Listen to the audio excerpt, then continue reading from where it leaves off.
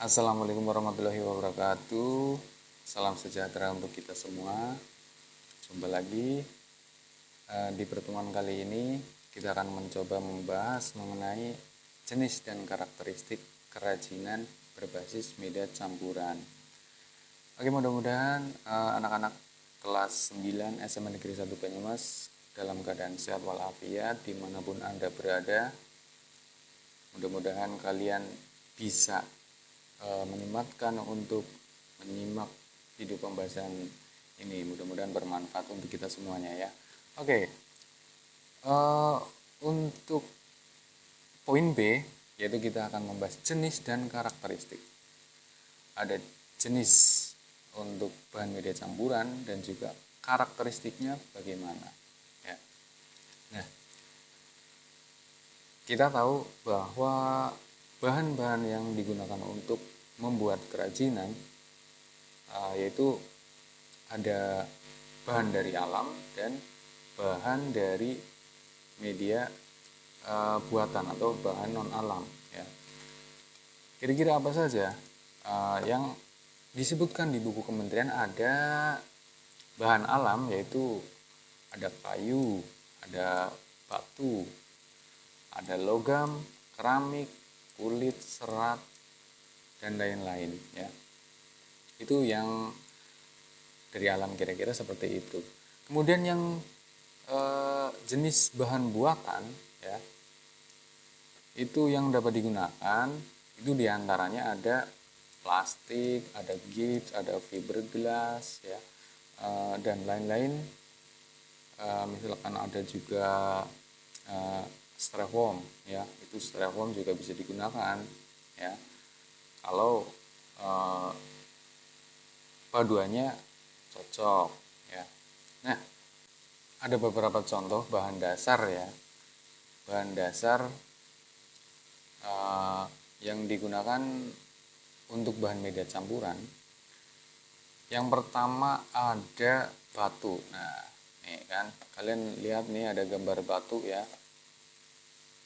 Ini batu berbagai macam ya, ada batu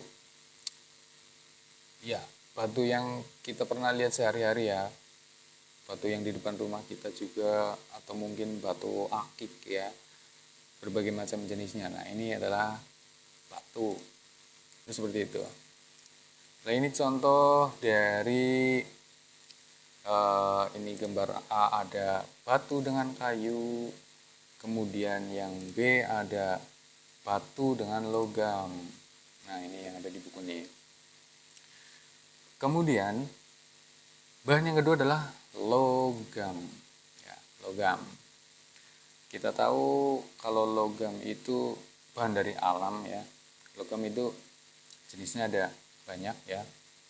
Karakteristiknya logam bagaimana? Ya, macam-macam. Ada yang kuat, tahan lama ya, kuat tapi harganya murah juga ada ya, pokoknya macam-macam lah logam. Ada, kalau logam kan ada perak, ada emas, ada perunggu ya, dan lain-lain. Nah, itu ini contoh gambar logam. Ini kayak gambar apa ini, nggak jelas banget ya. Logam itu meliputi perak, emas, perunggu, besi, dan titanium. Waduh, titanium ini bahan yang biasanya bahan titanium itu sering digunakan untuk bahan-bahan mesin. Ya. Mesin-mesin motor ya. Terus juga pokoknya untuk bahan-bahan mesin lah, luar biasa itu. Nah, karena bahan logam itu biasanya itu awet, jadi biasanya mahal bahan-bahan logam seperti ini ya. Nah, ini coba kalian lihat ada gambarnya nih. Ini ada pisau tapi ada sarungnya. Sarung pisau ini dari kayu ya. Sarung pisaunya dari kayu. Ini coba saya Nah ini, terus ini ada, waduh ini kayak cincin ya mungkin ya. Ini cincin. Terus ini ada batu akiknya ini. Kalau yang ini logam nih, yang ini logam. Kemudian yang ini ada batu juga nih, batu, batu. Kemudian yang ini itu logam nih, ya besi. Besi biasanya kalau yang ini yang seperti beling-beling itu ya, itu di chrome ya, bisa untuk ngaca itu chrome. Anak laki-laki tahu pasti chrome ya, sering main chrome itu di motornya biasanya. Nah kemudian selanjutnya ada masih dari bahan ya, yaitu plastik ya, plastik nih. Nah coba lihat kalian, plastik tuh, plastik ya kan. Ini lihatnya ada botol apa ini segala macam. Terus ini yang hijau-hijau ini juga ini kan apa ya namanya, jobak lah, ember ya kena ya. Ini aneka plastik nih ya, itu juga menjadi bahan campuran ya. Kemudian oke, saya akan menunjukkan nih, di sini juga ada kerajinan nih, namanya kerajinan nih, sebentar nih.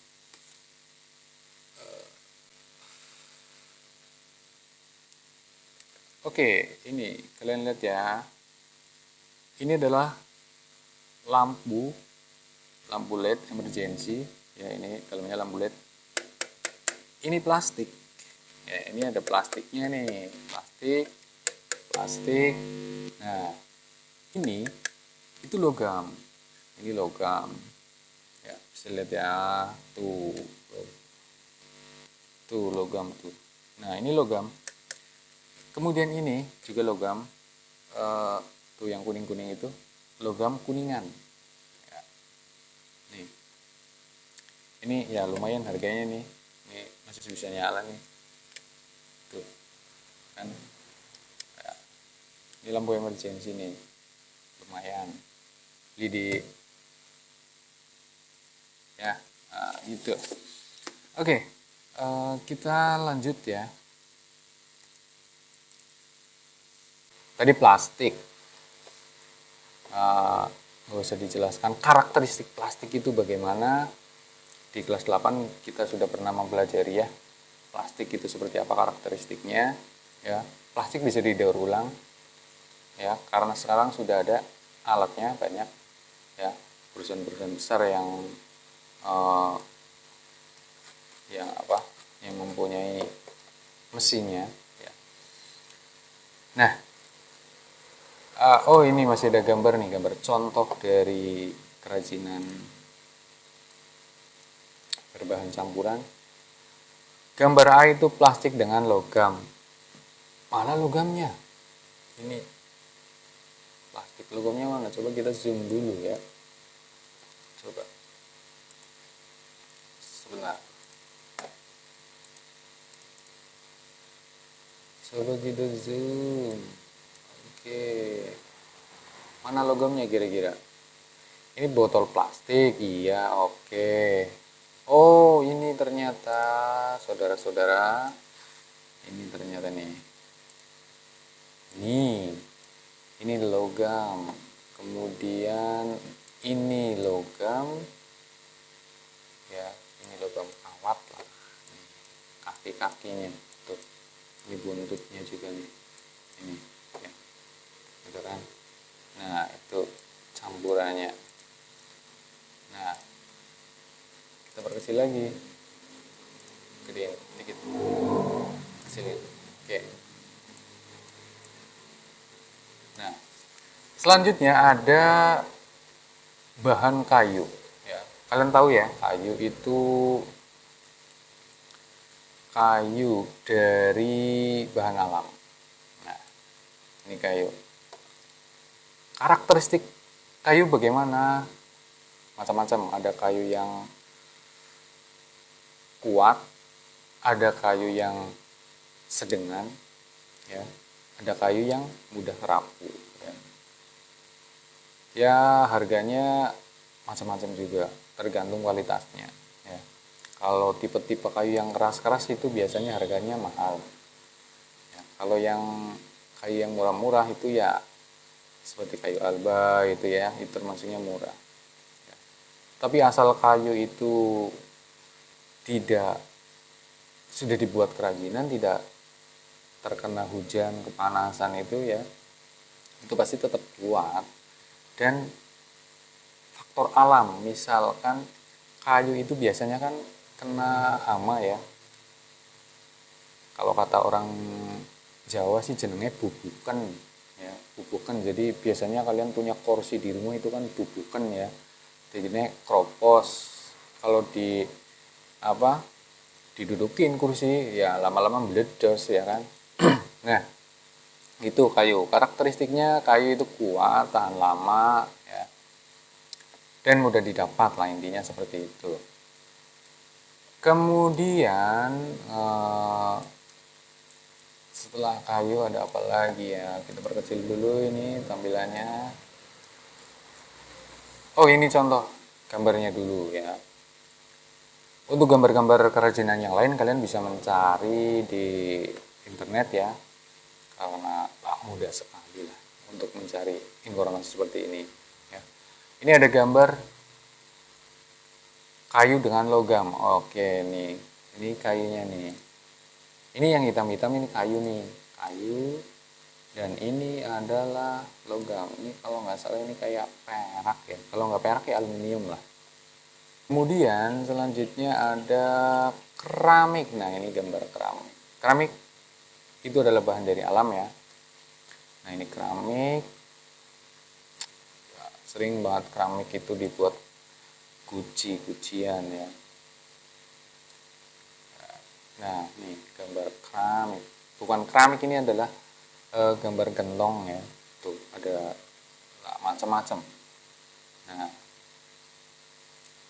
terus kalau untuk karakteristik dari bahan keramik ya, seperti dulu yang sudah kita pelajari di kelas 8 itu, keramik kan asalnya dari tanah ya, tanah liat. Nah karakteristik tanah liat itu kan macam-macam nih.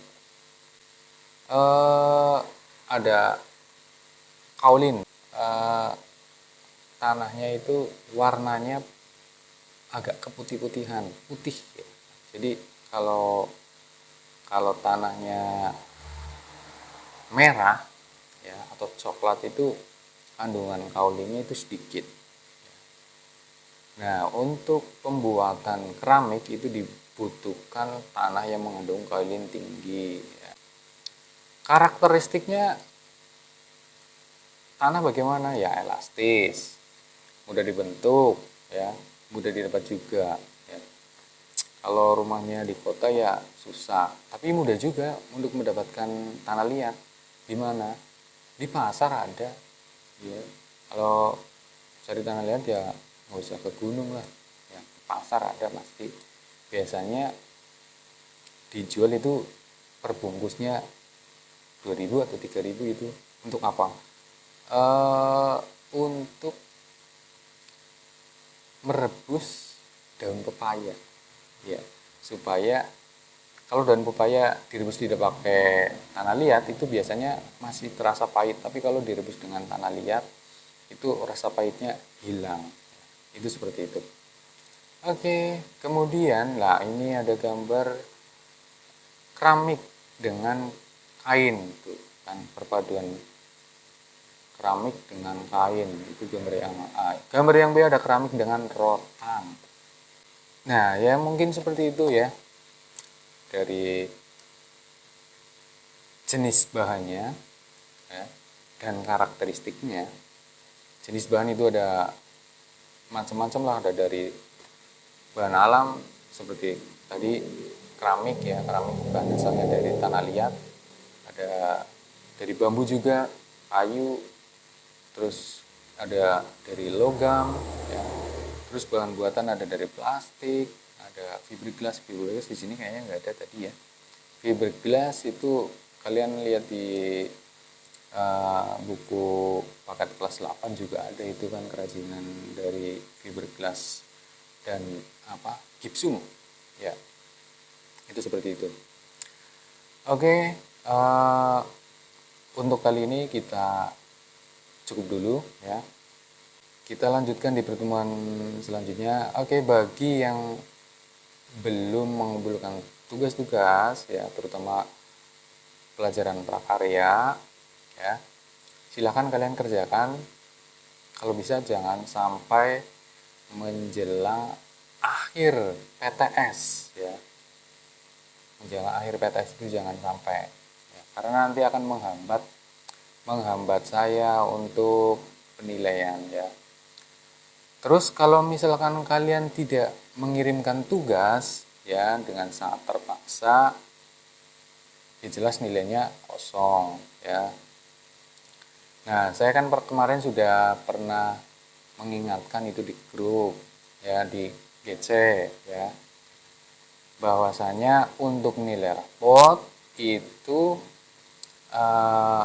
sangat terkait dengan tugas-tugas ya. Jadi kalau misalkan kalian nilainya ingin bagus ya, minimal ya B ya, silakan kalian kerjakan tugas-tugas ya yang dikirimkan oleh Bapak Ibu.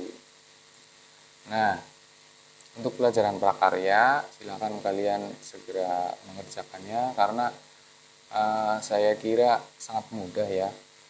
Kalian hanya menyimak terus nanti menjawab pertanyaan, tidak banyak-banyak ya, karena saya tahu kalian itu sangat bosan sekali dengan belajar seperti ini, tapi apa boleh buat, karena kondisi situasi kita seperti ini, jadi saya harap kalian tetap semangat dalam belajar ya. Ingat,